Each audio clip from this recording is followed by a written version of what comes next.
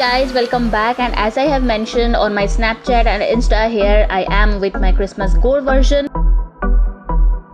So I got this Christmas decoration pack from a local craft store just for 50 rupees, and I'm going to use the items from it as my prosthetics today.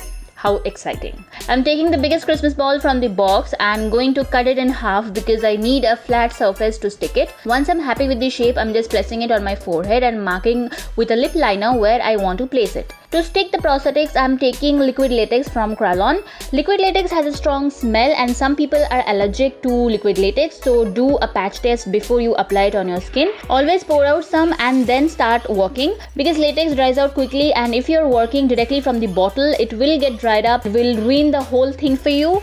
And let me tell you guys, SFX makeup stuffs are expensive.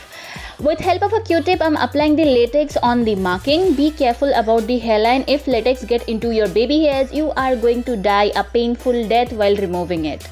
Yes. You can use Vaseline to prevent that. Don't use any brush to apply latex because it is going to get ruined.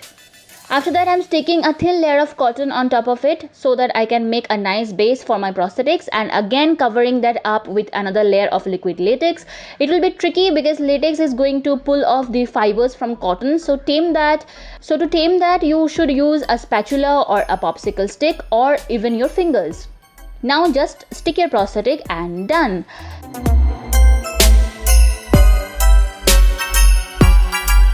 To secure the edges and to give it a nice transition, I'm using tissue paper, taking small strips of it and sticking on the edges, covering that with some more latex. This tip is very important, otherwise your prosthetics will look just like a foreign object on your body, not a part of your body.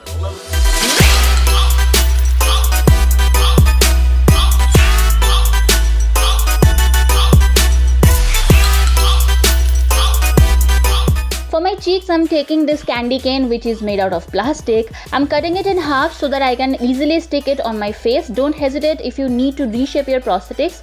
Just get creative and enjoy. I'm repeating all these steps once again, so going to fast forward it.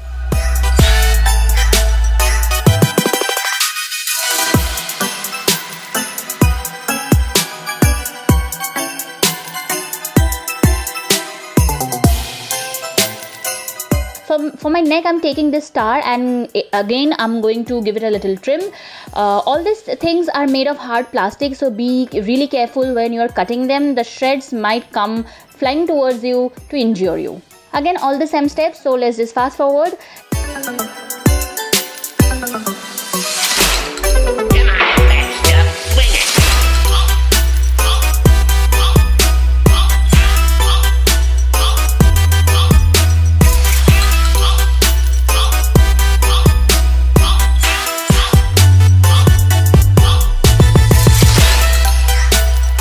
Now once all of your prosthetics are dried up, powder them lightly. You can use any setting powder. Today I'm using baby powder. Trust me, even that can also work just fine.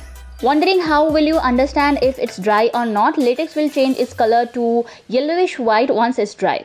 Now the coloring part, I'm taking a slightly darker shade of concealer and giving it a light wash first, and then I will switch to my concealer which matches to my actual skin tone.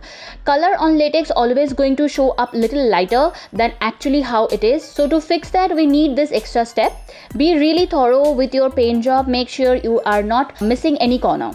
Here I am taking all the cream concealer. If you want, you can switch to your liquid foundation as well.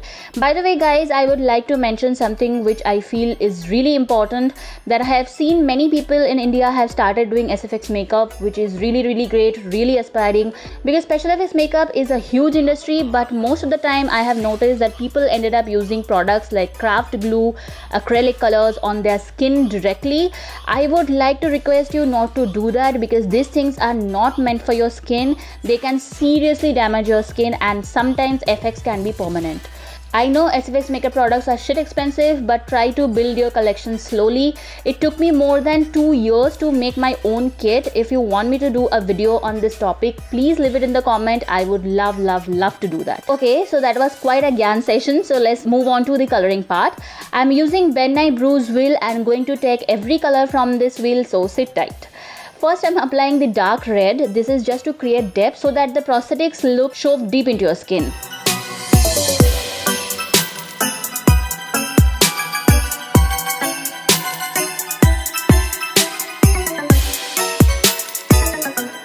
Then I'm taking the bright red from the same wheel to make it look more irritated. Again, take your time and make sure you paint evenly. To blend the color, I'm just dabbing it with my fingers.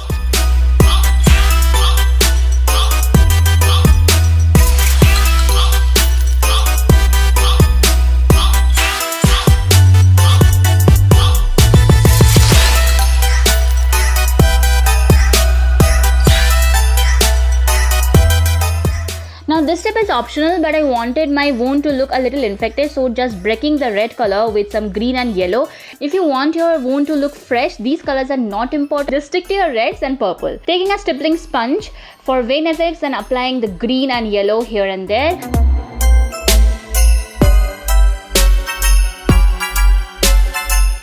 Just to create a little more depth, I'm using the blue color from that same wheel.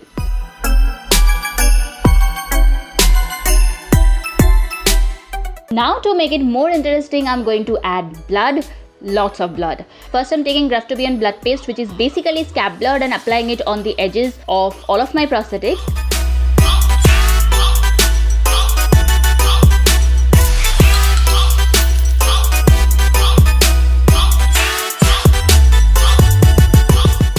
Then taking the Mehron Blood Gel and smearing it. This one has a thick consistency, so it gives you the perfect drip effect. I promise I shot the product, but the footage is acting weird. So I'm just going to insert an image of this product right here.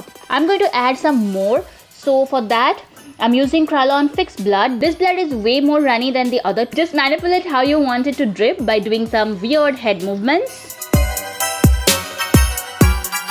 And boom, you are done. You can customize this look according to your preference, make it less gory or make it more gory, totally up to you. If you like this video, please give it a thumbs up and hit the subscribe button, and have a safe Christmas. I will see you soon. Bye.